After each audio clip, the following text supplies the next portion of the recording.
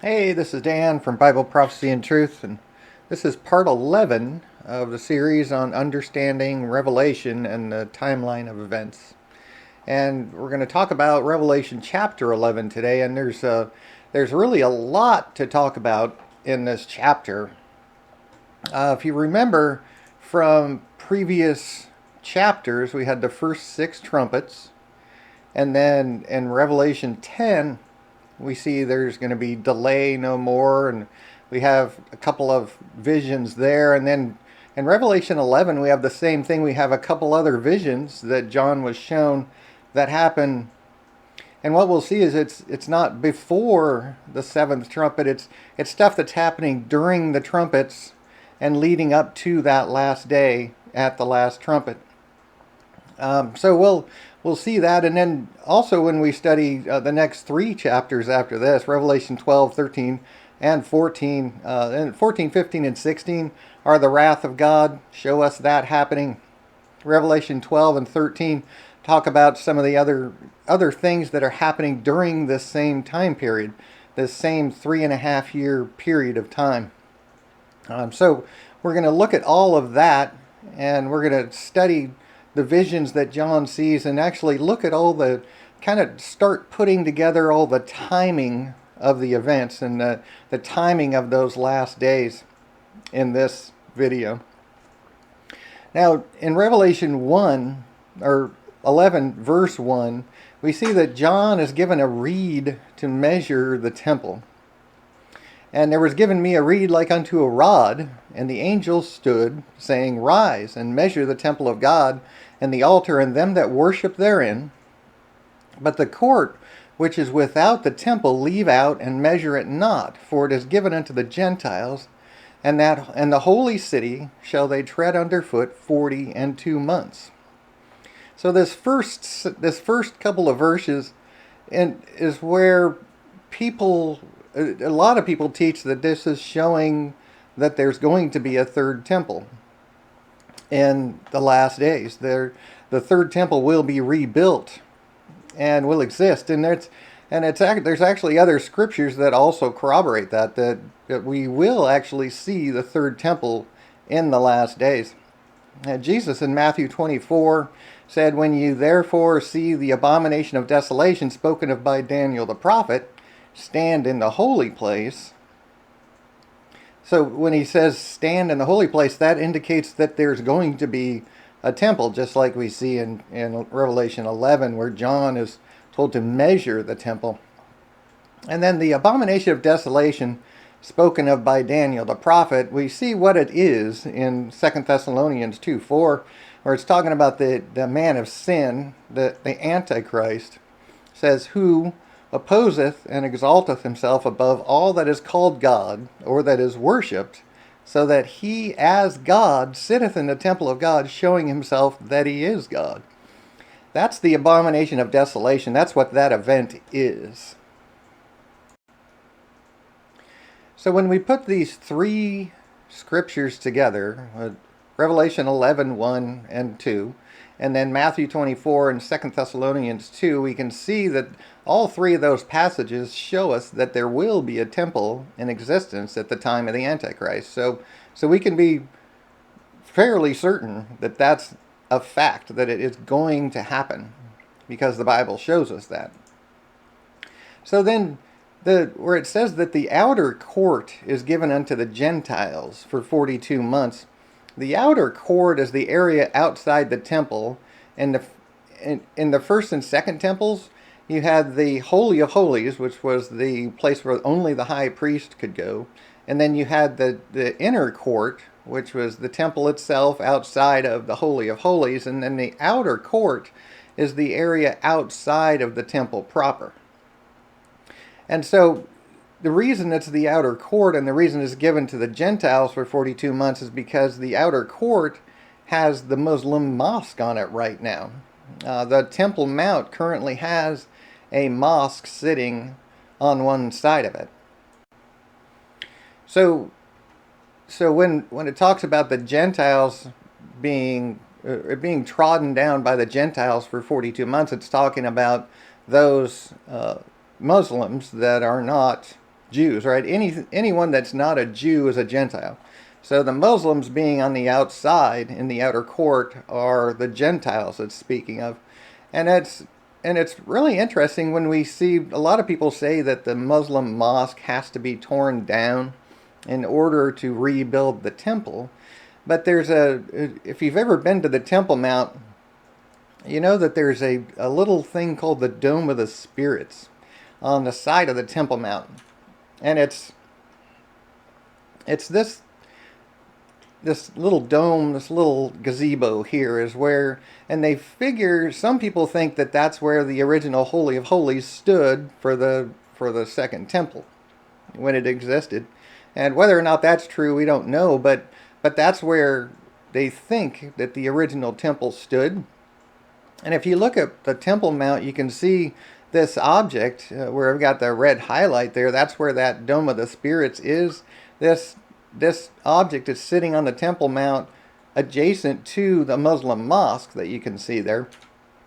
And you can see that there's lots of room on that side of the plateau of the top of the Temple Mount. There's plenty of room if you look at the dimensions that the temple takes, the size of the temple and the dimensions given in the Bible for how big it is. It can fit there.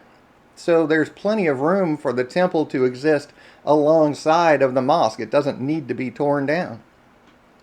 So that's one of the things it's so interesting when we look at Bible prophecy and we look at what God told us is going to happen, and then we see all the things that are going on and put all the pieces together and just see we can know that there's going to be a temple built there.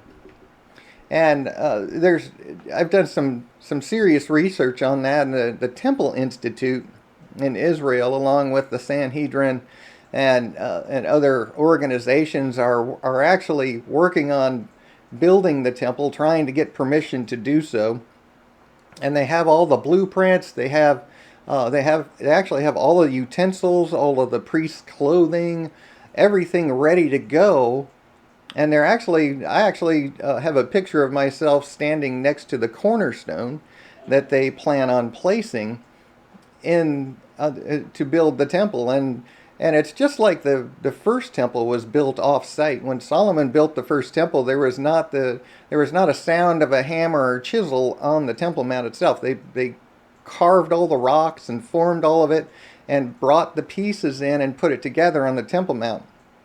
And like I said, they have all the blueprints, and we believe that they're actually building the temple off-site right now. They're putting all the pieces together, and so when they have permission to build the temple, all they're going to do is just bring it all in and assemble it. It'll actually go up very quickly.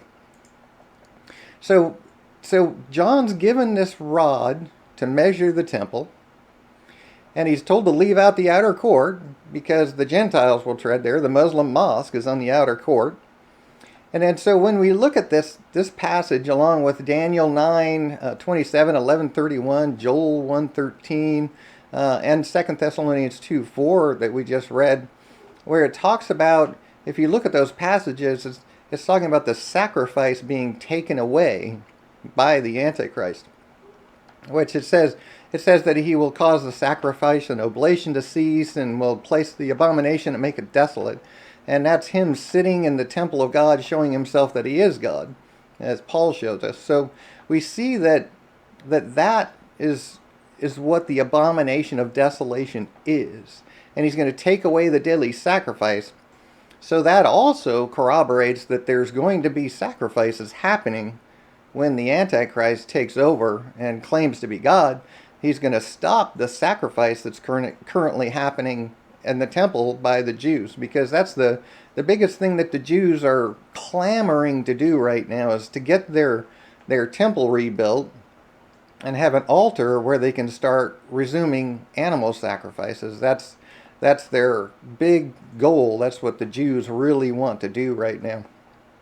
And they're actually going to resume that. And the Antichrist, when he, in the middle of the week, Daniel 9, when we see that the Antichrist is one of many who who signs this agreement, which is the confirmation of the covenant of Abraham, that God gave Abraham, of the borders of Israel and the status of Jerusalem, so when the world gets together, the United Nations and the rest of the world are going to get together and sign a peace treaty with Israel. That will be the confirmation of the covenant. And we know from Daniel 9 that the Antichrist is going to be one of those people. He's going to be one of the leaders of the world that's part of that signing, that agreement. And then halfway through, that's for a 7-year period where they sign this agreement. It's going to be a 7-year agreement. And then in the middle of that, he's going to break that agreement. He's going to claim to be God. He's going to break the agreement, and he's going to take over the world at that time. And we'll study more about the Antichrist when we look at chapter 13. But I wanted to show you all this because it's important to understand that the temple is going to be there. We can see from multiple scriptures that it supports that theory. So we can be absolutely certain that it's going to happen. So then, when we look at Revelation 11:2, I wanted to bring this up just because every time I read Revelation 11, I think of this scripture in Ezekiel, where there was a man who had an appearance like brass with a line of flax in his hand and a measuring reed. And in the man's hand, and he measured the breadth of the building. He measures a city in Ezekiel 40 and 41, but he starts with the house. And then in chapter 41, he measures the temple. And it's like, I don't know if this is really significant or not, but every time I think of this, I think, wow, did Ezekiel and John meet in these visions that they had and the prophecies that God showed them? Because both of them were out of time, right? They weren't in their own timeline. They were being shown these visions of a time that was outside of their lifetime. So they could actually have seen each other. It's an amazing, awesome thing to think about. And like I said, I'm not really saying that that's the case. I just bring this to your attention because to me it's just an amazing thing. Ezekiel 38 and 39 are parallel visions of Revelation 19 and 20, the same day, the Battle of Armageddon, and the taking over of the world by Jesus Christ. So it's but the measuring in Ezekiel is most likely the new temple, the new Jerusalem and the new temple that are made by God when He remakes everything in Revelation 20, 21, 22 at the end of Revelation. So I brought this to your attention just because it blows my mind every time I see this. It's like, wow, did they see each other in the visions? It's just amazing to think about. And then we go on to the two witnesses. So verses 1 and 2 are measuring of the temple, and this that it's going to be trodden down by the Gentiles for 42 months, which is 3.5 years. And we're going to look at all the timings in this video because this is where we can start putting all of that timeline together and start putting all the pieces together, because here we see 42 months where the holy city shall they tread underfoot 42 months. And then in verse 3 it starts the vision of the two witnesses. And it says, I will give power unto my two witnesses, and they shall prophesy 1,260 days, clothed in sackcloth. So 1,260 days is 3.45 years. It's almost exactly 3.5 years, just slightly under. And these are the two olive trees and the two candlesticks standing before the God of the earth. If any man will hurt them, fire proceedeth out of their mouth and devour their enemies. If any man will hurt them, he must in this manner be killed. And these have power to shut heaven, that it rain not in the days of their prophecy, and have power over waters to turn them to blood, and to smite the earth with all plagues as often as they will. And when they shall have finished their testimony, the beast that ascendeth out of the bottomless pit shall make war against them, and shall overcome them, and kill them. And their dead bodies shall lie in the street of the great city, which spiritually is called Sodom and Egypt, where also our Lord was crucified. And they of the people and kindreds and tongues and nations shall see their dead bodies 3 days and a half, and shall not suffer their dead bodies to be put in graves. And they that dwell upon the earth shall rejoice over them and make merry, and shall send gifts to one another, because these two prophets tormented them that dwelt on the earth. And after 3 days and a half, the Spirit of life of God entered into them, and they stood upon their feet, and great fear fell upon them which saw them. And they heard a great voice from heaven saying unto them, Come up hither. And they ascended up to heaven in a cloud, and their enemies beheld them. And the same hour there was a great earthquake, and a tenth part of the city fell, and in the earthquake were slain of men 7,000, and the remnant were affrighted, and gave glory to the God of heaven. And the second woe is past, and behold, the third woe cometh quickly. So we see these final events.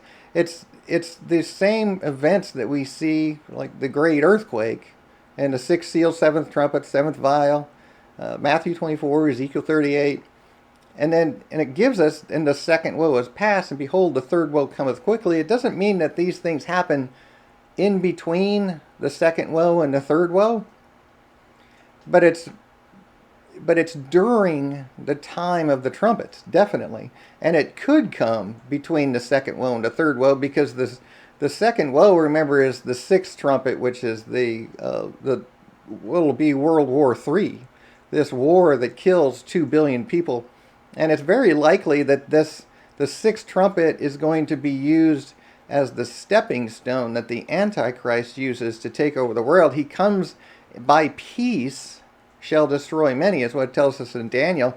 And he's going to come in the name of peace, and he's going to use the fear that the world has when the sixth trumpet blows, and there's a war that kills 2 billion people. People are going to be clamoring for peace. They're going to be scared to death. And so the Antichrist is going to use that fear, to use it as his stepping stone to take over the world. So it is very likely that the second woe happens prior to all these events that we just read about, these visions. And then the third woe is going to come immediately at the end of that. And so when we look at this, what happens is that they prophesy for 1,260 days, which is 3.45 years. The two olive trees are also seen in Zechariah 4. They're anointed ones who stand before God. And they have power to do a lot of things, right? They have all this power. They can't be killed. And if somebody tries to kill them, they kill them with fire out of their mouth and consume them with that. And it's in my mind, this is all happening at the same time. As you'll see when we study Revelation 12 and 13, this is all the same stuff that during the timeline of the two witnesses, that 3.5 years, and during where the Temple Mount is being trodden, that 3.5 year period, and then the time of the Antichrist, he's actually given power for 42 months, it tells us in Revelation 13, and then it's a 3.5 year period, and these two witnesses are, in my mind, they're like God's offsetting of the power when the devil stands up his Antichrist and the false prophet, that both these two men in the last day, the false prophet will cause the world to worship the Antichrist, and these two men are going to be doing the devil's work, while God stands up his two witnesses, which are the offset, the balance of that, where he's got two men also doing God's work during that period of time, and they can't kill them. They're going to try to kill them, and they won't be able to, but then the beast, remember the fifth trumpet, the angel has the key to the pit and opens the pit, and this beast ascends out of the pit. The pit, and the beast itself is going to be the Antichrist and the devil working together. And that's why there's a lot of reasons I believe that the Antichrist is actually going to be possessed by Satan. And there's a few places as we study through Revelation, I'm going to show you why I believe that's true. And it's the beast that ascendeth out of the pit is going to be, the power of the Antichrist comes from Satan himself, as you'll see in Revelation 13. And it's the beast is the Antichrist / Satan, and they're going to try to kill him kill the two witnesses during that whole time, that 3.5 years where the Antichrist is in power. And then but they won't be able to kill them until the very end when God allows it. And then we see that when they do die, their dead bodies are going to lie in the street of Jerusalem, the holy city, where also the Lord was crucified. This is Jerusalem. It's very specifically tells us so. And it's so in Jerusalem, they're going to actually be killed in Jerusalem. They're going to lie in the street dead for 3.5 days. And the world's going to be rejoicing, right? They're going to be so happy that these two men have finally been killed because they tormented them for 3.5 months.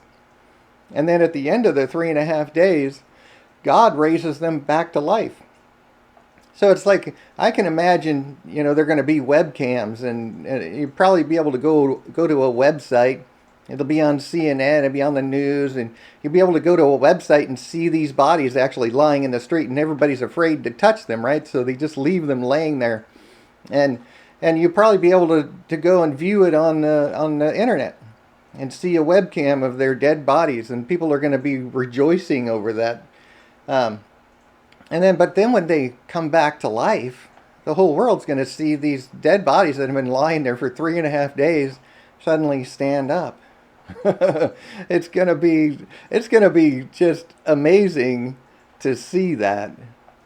If we're still here, right, when that happens and we're able to see all these things happening, it's going to be so mind-blowing and so awesome to see all the prophecies of the Bible coming true when they happen. And then God takes them to heaven, which I believe is the same time that the rapture occurs. When God returns, it's at the end of the 7 years, it's at the end of that 3.5 year period, which is the tribulation, that Jesus is going to raise these two men to heaven. And I believe that's the same timeline, same time frame as the rapture itself. Now I know there's a lot of controversy, a lot of different conflicting teaching about the timing of the rapture. So I invite you to go to my website, BibleProphecyandTruth.com/prophecy/rapture, as I have on the screen here. And watch, there's a video on that page, and then there's a whole bunch of scriptures on that page that you can study yourself that I've put together that show us that Jesus and Paul both explicitly state the exact timing of that event. And it's like I said, I know there's a lot of people that teach different ways. There's a lot of people that teach that it's going to come before the final 7 years, or before the tribulation, before that 3.5 year mark. And there's people that teach it's at the end. So study it yourself, and go to my webpage there, or go to YouTube or rumble.com/BibleProphecy and watch my rapture video there. Because I go through scriptures that show us exactly when that's going to happen, and we don't have to guess, we don't have to theorize about it, we don't have to say, well, because of this and that and the other, it must mean this, because we don't have to do that. We just believe what Jesus and Paul both very explicitly told us, and then we know exactly when it's going to happen. So please study that yourself, and do some research and see what the scriptures say about that. So what we're talking about here, though, is the day of the Lord, when he returns in the clouds. Remember, he comes in Revelation 1, he's going to come in clouds the same way that he left. When we look at Acts chapter 1, and the two angels are there saying he's going to come the same way he left. And we see that it happens in Revelation 1, where Jesus appears in the clouds and every eye will see him. And that's the day of the Lord. And there's a couple other scriptures I have here. Isaiah 13:9 and 10. Behold, the day of the Lord cometh. For the stars of heaven and the constellations thereof shall not give their light. The sun shall be darkened in his going forth, and the moon shall not cause her light to shine. The same thing in Joel chapter 2, verse 31. The sun shall be turned into darkness, and the moon into blood, before the great and terrible day of the Lord come. And then remember in Matthew 24, verse 29, it says, immediately after the tribulation of those days shall the sun be darkened, and the moon shall not give her light, and the stars shall fall from heaven, and the powers of the heavens shall be shaken.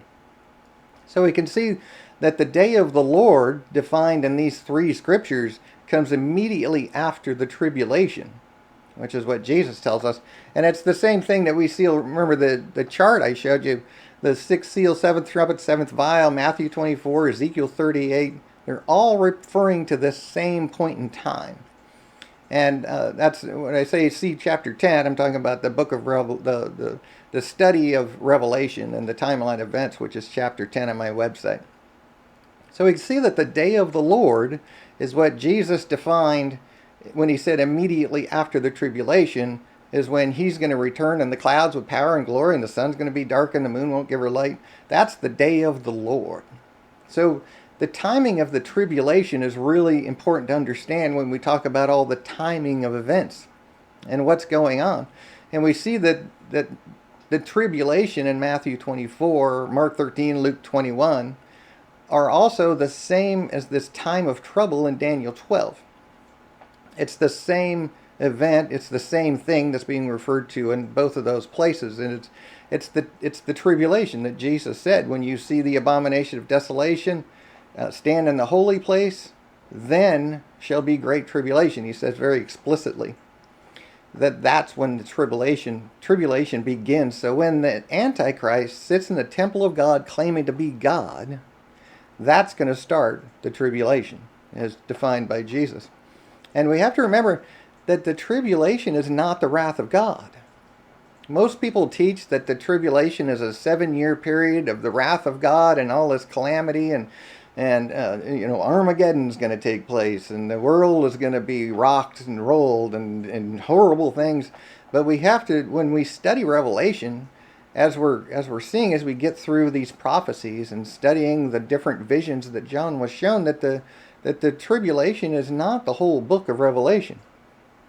It's not. It's there. The tribulation is actually defined by Jesus. When we see the abomination of desolation, then shall be great tribulation. It's the same 3.5-year period spoken of in many, many places. So it's not the whole book of Revelation, and the whole book of and even the tribulation itself is not the wrath of God. And in that video that I have, and the webpage I have there on prophecyandtruth.com, that I talk about that explicitly. When is the wrath of God, and what is the wrath, and what is the tribulation? So definitely go there and study that out, because it's really important that we understand the timing of everything and what events are what. What's the wrath of God, right? When does that happen? What is the tribulation? And we'll see that the tribulation is actually the wrath of Satan. It's not the wrath of God. And we'll see that. I study that out in that other video and the other webpage, but I'm going to talk about it here as well. So Jesus said, Matthew 24:15, when you see the abomination of desolation spoken of by Daniel stand in the holy place. And then verse 21, he says, for then shall be great tribulation. He tells us explicitly. So in the event, the great tribulation is not the great tribulation, sorry, the abomination of desolation that Jesus is referring to is Daniel 9:27 and Daniel 11:31, and that 2 Thessalonians 2:4. That's where we see what is this abomination of desolation? What is that event? In Daniel 9:27, he, the Antichrist, will confirm the covenant with many for 1 week. And it's talking about Daniel's 70 weeks there. It's actually 70 weeks of years. So it's not a week as in 7 days. It's actually a week as in 7 years. And so he's going to confirm the covenant with many for 7 years. And that's what that last final 7 years is that we're talking about. The confirmation of the covenant happens here, where the Antichrist is part of a group. And in the midst of the week, he will cause the sacrifice and oblation to cease. And for the overspreading of abominations, he shall make it desolate. And then Daniel 11:31 also talks about that. Daniel 11 gives us a lot of information about where the Antichrist comes from. His line of his ancestors and where they come from and how he appears on the scene. It's very, very interesting. And it says that when he appears, and arms shall stand on his part, and they shall pollute the sanctuary of strength, and shall take away the daily sacrifice, and they shall place the abomination that maketh desolate.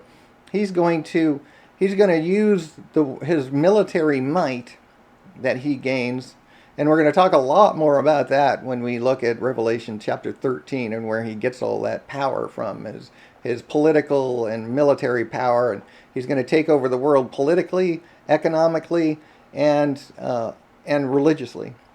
And all of those things he's going to use to create his one world government. And then 2 Thessalonians 2:4, remember who here is the Antichrist, who opposeth and exalteth himself above all that is called God or that is worshipped, so that he as God sitteth in the temple of God, showing himself that he is God. This is the abomination that maketh desolate. Is this man sitting in the rebuilt temple, the third temple that's sitting on the Temple Mount, or will be sitting on the Temple Mount in these days. When he sits there, he's going to sit in the temple of God, and he's going to say that he is God. And that's the abomination that it's talking about here. That's what that event is. And then, so when we talk about this, the reason I'm bringing all this up is because it's important to understand the timing, the timeline, how long these things happen.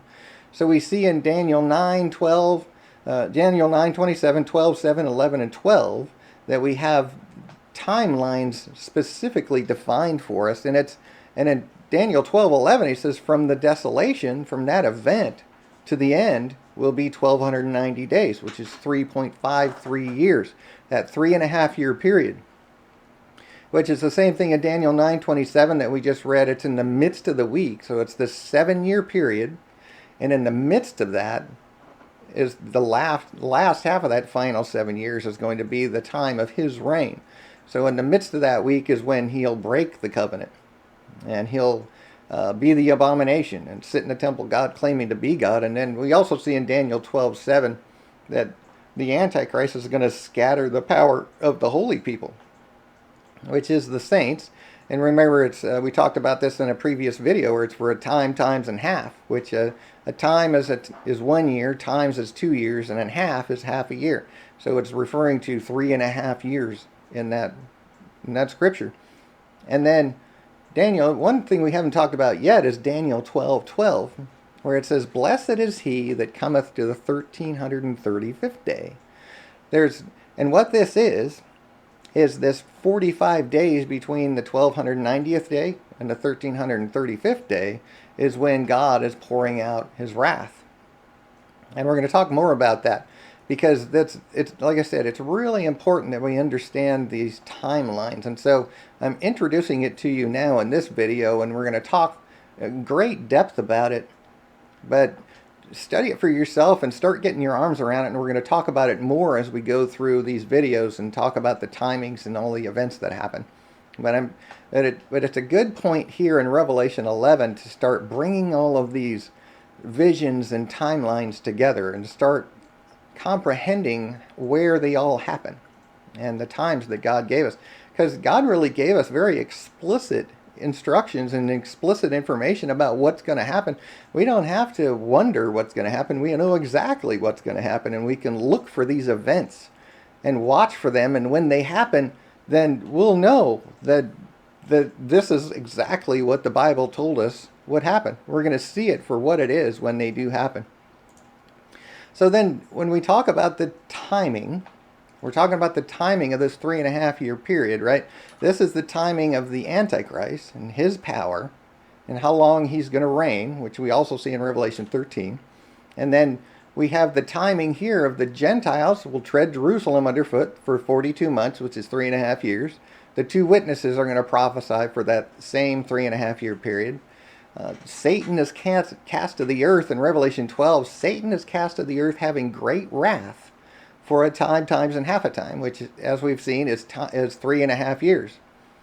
So Satan is going to be cast to the earth having great wrath because he knows that his time is short. And we're going to study that in the next chapter, where this is the time of the tribulation. This is Satan being cast to the earth, being really, really pissed off. And this is the tribulation that's going to happen. In Revelation 13, the Antichrist has told us explicitly that the Antichrist is given power for 42 months, which again is 3.5 years. And then in Daniel 7, verse 25, we see that the Antichrist is hunting down basically the saints of God, hunting them down, looking for them, trying to kill everyone that belongs to God. And it's going to be for a time, times, and the dividing of time, which is that same verbiage, 3.5 years. The Antichrist is going to be in power. So all of these things that we just looked at all end in the same place in the timeline. The sixth seal, seventh trumpet, seventh vial. Remember in Revelation 5 and Revelation 8, we saw these visions that were kind of inserted into the other visions that span time to the day of God. That these things, this vision was happening during these other visions, right? And they all end at the same place. And the same thing that we see in Revelation 7, where it's the same as Revelation 21 to the very end. It's these visions that are put in there, and we see where all of these timelines intersect and end at the same place. And then in Revelation 16, Revelation 21, and Ezekiel 39, we have the same declaration in all three of those scriptures where God says, "It is done." And that's because those are showing us that all those events are the same thing. They're all that same last moment where it is done. And, this is just another, we can see, I'm sure I don't have to tell you anymore, that Revelation is not a sequential timeline of chronological events.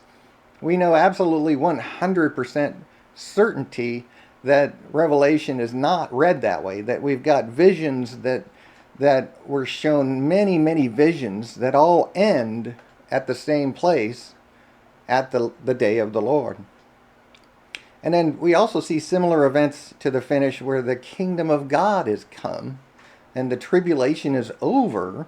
Both in Revelation 15 and Revelation 7, we have these visions of the saints of God with God in heaven.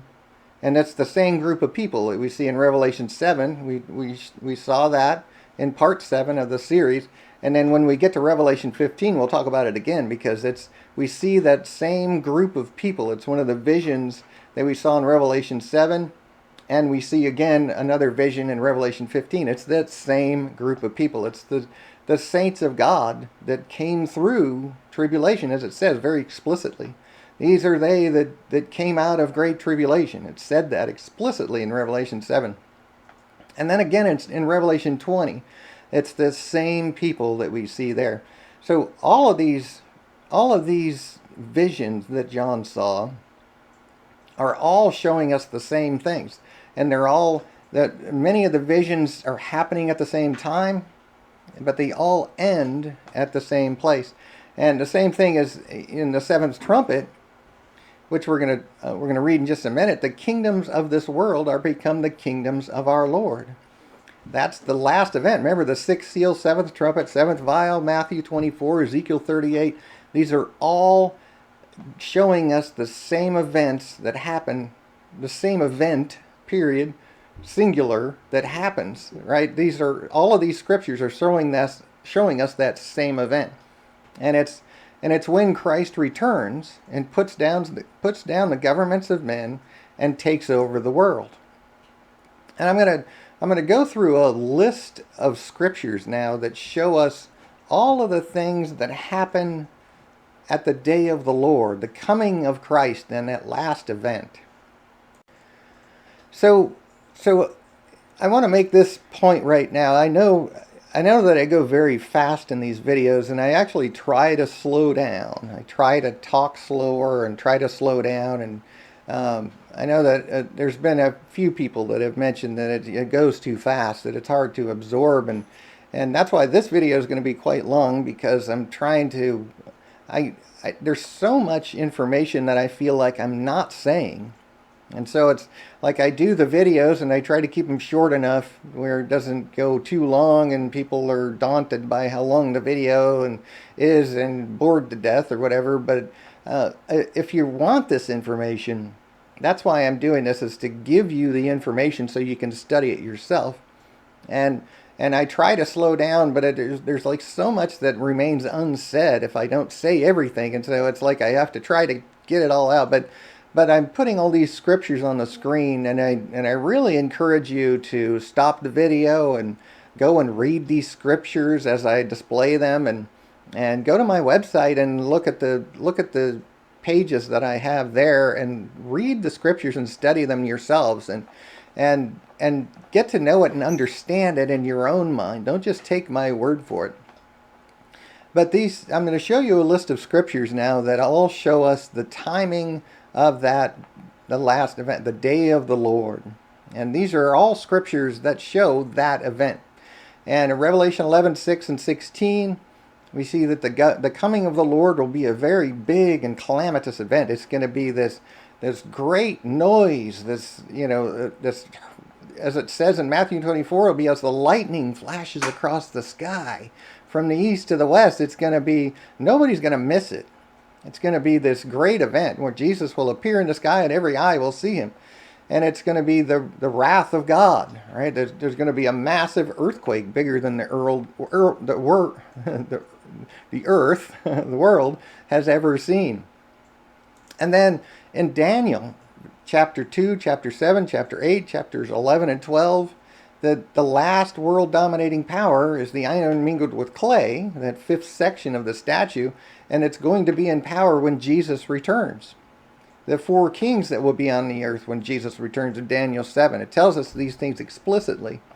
I'm not theorizing, I'm just reading what the scriptures say and telling you and encouraging you to go and read it. In Daniel 2, it's when the great stone is formed without hands. That's the return of Jesus Christ, and it smashes the statue on that last fifth section and takes over and destroys it, and Jesus takes over. Same thing in Daniel 7, where Jesus, the Ancient of Days, sits and takes over the world, and the four kings that are going to be on the earth in that scripture and that prophecy show us that the fourth one, the Antichrist, and his government's going to be destroyed, and the other three nations their lives will be prolonged for a season at a time when Jesus returns. And then in chapters 8, 11, and 12 of Daniel, we see that the Antichrist will cause craft to prosper, and by peace will destroy many. And he'll stand up to Christ when he returns, but he's going to be broken without hand. Jesus is just going to, as we'll see in Revelation 19 when we get there, that Jesus is just going to speak a word and wipe out the armies coming against Israel, and wipe out the Antichrist and his false prophet. And then chapters 11 and 12 of Daniel, the Antichrist will establish himself, but shall come to his end. And at that time, there will be a time of trouble such as never was. And that's the same thing that Jesus is talking about in Matthew 24. It's the Great Tribulation. And then at the end of that, remember in Matthew 24, Mark 13, and Luke 21, it tells us explicitly that we'll see the abomination of desolation, spoken of by Daniel the prophet, stand in the holy place, and then shall be great tribulation. And then Jesus will appear in the clouds with power and glory, and then he will send his angels to gather his elect, which is the rapture. If you study that page that I showed you, you'll see how that it's very explicitly stated by Jesus, the exact timing of events. And then in Matthew 24, Mark 13, Luke 17, we see that it's immediately after the tribulation. The sun, moon, and stars are darkened. We have the wrath of God, the great earthquake. Jesus will come with power and glory as a lightning comes from the east to the west. The whole world will see him. The angels will be sent with the sound of the trumpet to gather his elect. That's the seventh trumpet. As Paul says, it's the last trump. If you study that page, you'll see all these scriptures that I'm referring to. There's so many of them that show us the exact time. And then 2 Thessalonians 2. The coming of our Lord and our gathering to him will not come until the Antichrist is revealed by the abomination of desolation. The Lord will consume him with a word. Same thing we see in Revelation 19. His coming will be bright. The Lord's coming is going to be very bright. And in 1 Thessalonians 4, he descends with a shout. He's going to catch the elect up to meet him in the clouds. That's the rapture. In Revelation 1, as we saw, he comes with clouds and every eye will see him. And again in Revelation 19, we have the marriage supper of the Lamb.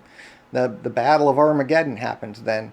Jesus treads the winepress of the wrath of God, as depicted also in Revelation 14, and then Revelation 15 and 16 are actually show us the events of the wrath of God and what those events are. And the Antichrist and the false prophet are cast into the lake of fire. These are all things that happen at the end of the wrath of God. And when we have the battle of Armageddon, it's one of the last events immediately at the end of the wrath of God is when that battle takes place. And it's, like I said, it's not really a battle. It's just Jesus speaking a word.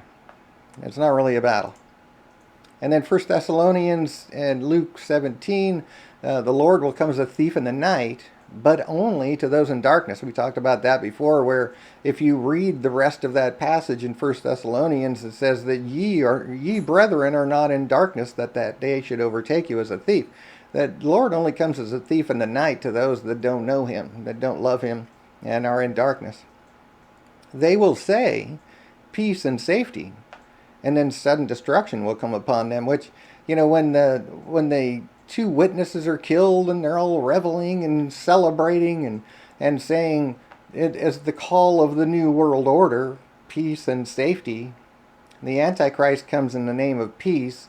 The world is going to be saying, we've finally done it. We've finally achieved world peace. And that's when Jesus returns and says, not without me. Sorry. And sudden destruction comes upon the world. That's when he will pour out his wrath against the children of disobedience, as it says in the Bible. And then Revelation 11, they will rejoice over the witnesses, like I said. And then when they're raised, the wrath of God begins.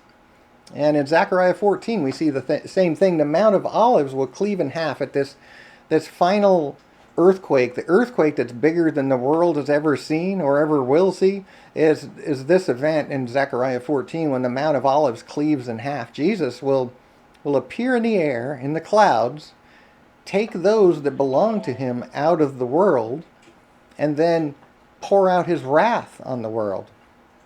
And when that happens, he pours out his wrath, and then at the very end of that, then he finishes his descent, his foot touches down on the Mount of Olives, and it cleaves in half, and that's when the great earthquake comes, and then he speaks a word and destroys the armies coming against Israel. And that's when he takes over the world and puts down all the nations of men. So that's the Lord's going to fight against the nations. That battle of Armageddon, it's the same thing. And the same thing in Joel, we see the Lord shall roar out of Zion. The harvest is right. The day of the Lord is at hand. The wrath of God, the shaking, the earthquake, same things. All the nations will be gathered in the valley of Jehoshaphat to war, which is the same picture that we see in Ezekiel 38, Revelation 19. It's that same battle of Armageddon that we see there in Joel.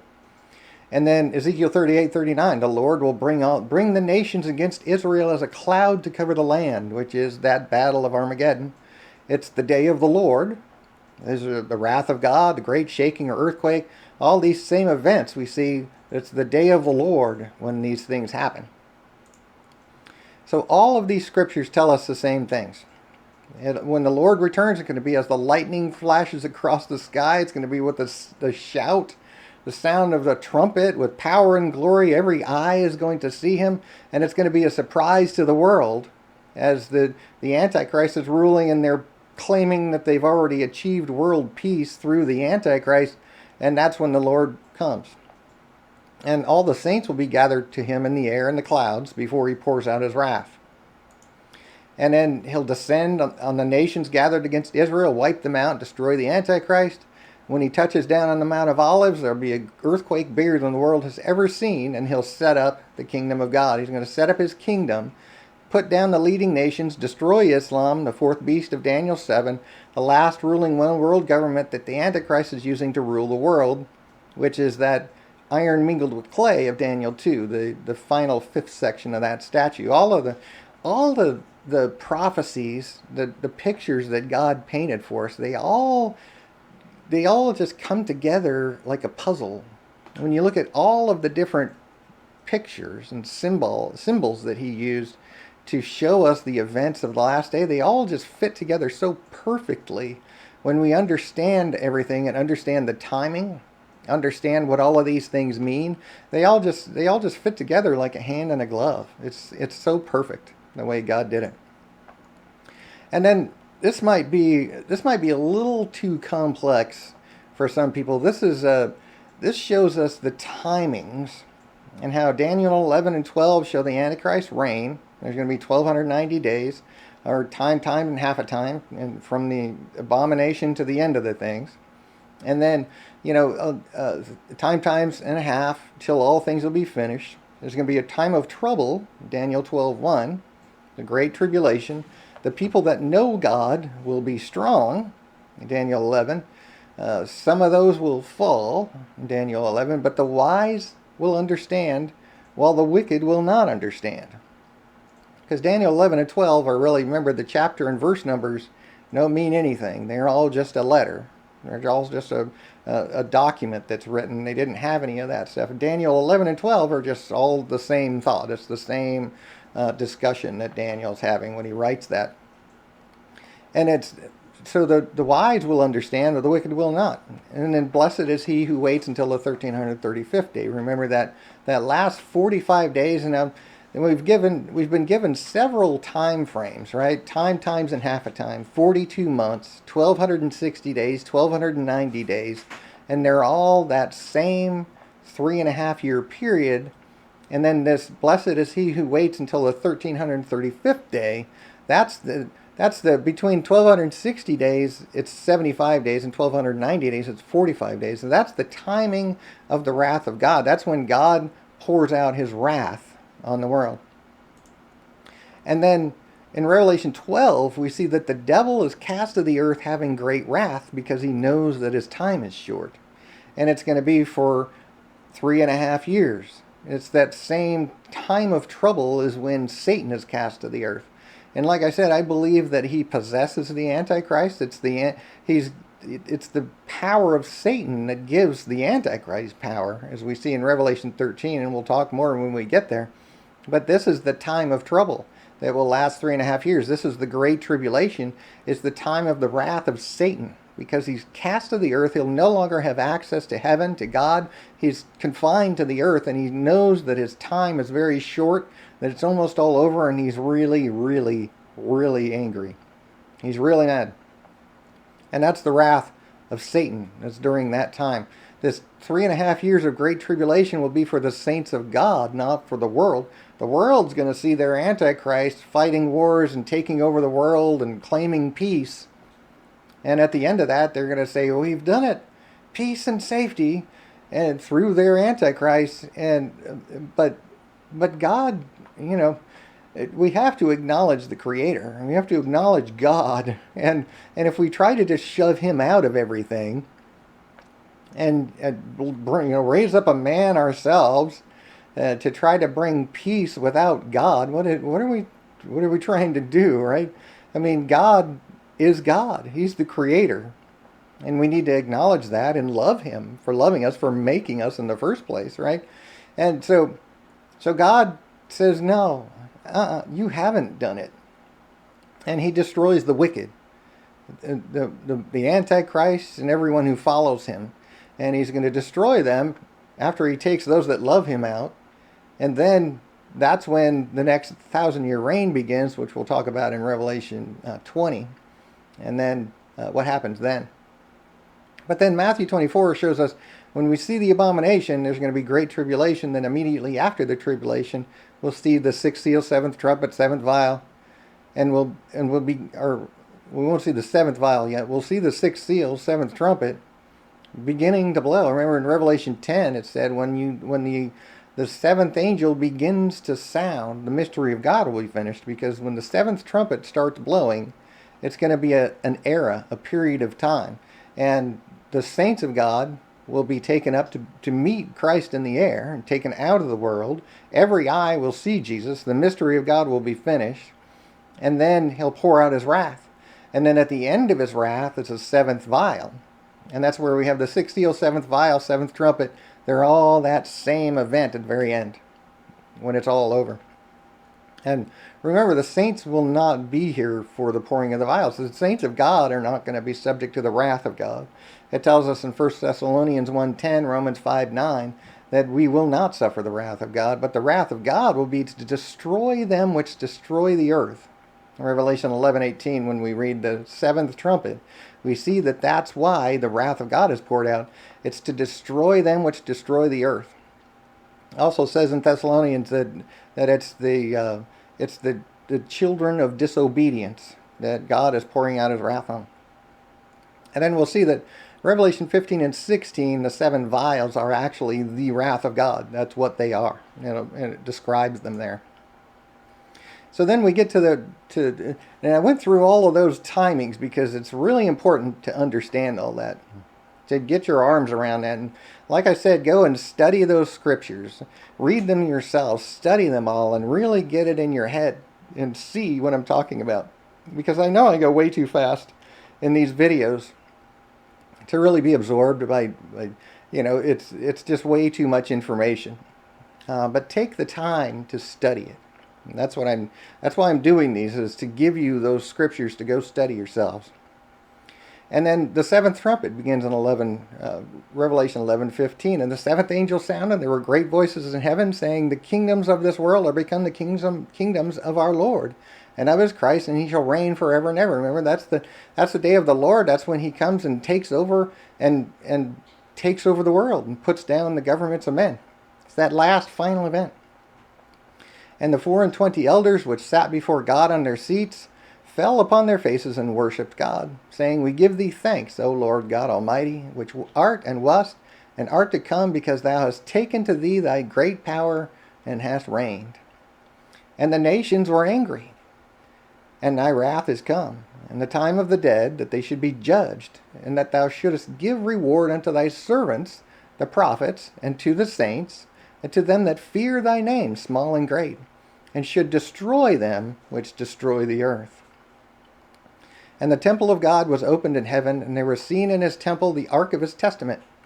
And there were lightnings and voices and thunderings and an earthquake and great hail. And remember that chart that I showed you, all of these events, the sixth seal, seventh trumpet, seventh vial, Matthew 24, Ezekiel 38, these are all that same final event, which is immediately after the tribulation, at the time of the Battle of Armageddon, which is the same as the Battle of Gog and Magog. Now, if you're unsure about Gog and Magog, I know there's a lot of teaching out there that Ezekiel 38 is not the same as the Battle of Armageddon in Revelation 19. And there's some things that I'm going to show you in Revelation 19 that match exactly Ezekiel 38 and 39. And I'm going to show you that when we get there. But I've got a web page. It's a newsletter I wrote back in 2017, where I've got the URL here, Bible.Prophecyandtruth.com/e-newsletters/Gog and Magog War 082317.html. If you go to that URL, you'll see this page. It's also on my website under the notes menu of the newsletters archive, and you can find it there in the list. And it shows how Gog and Magog are really what it's referring to with the terms Gog and Magog as the nations of the earth. And I show you the sons of Japheth, and how in Ezekiel 38 it's really listing the sons of Japheth, and which are the nations of the earth today. When you look at the timeline from after the flood and how the bloodlines have all mingled and everything, it's really just Gog and Magog are referring to the nations of the earth, which it shows us in Revelation 20. When the 1,000 years are expired, Satan shall be loosed out of his prison, and shall go out to deceive the nations which are in the four quarters of the earth, Gog and Magog, which the four quarters, right, is the whole earth. And it's the nations which are in the earth, Gog and Magog. That's what Gog and Magog is just the nations of the earth that the Antichrist is going to pull together to come against Israel on that last day at the Battle of Armageddon. So that's Revelation 11. I know that I've given you a lot of information in this video, and like I said, replay the video, stop it, go and study the scriptures, read them for yourselves, and pray and ask the Lord for discernment, and just worship Him. Love His truth and study it for yourself. God bless you.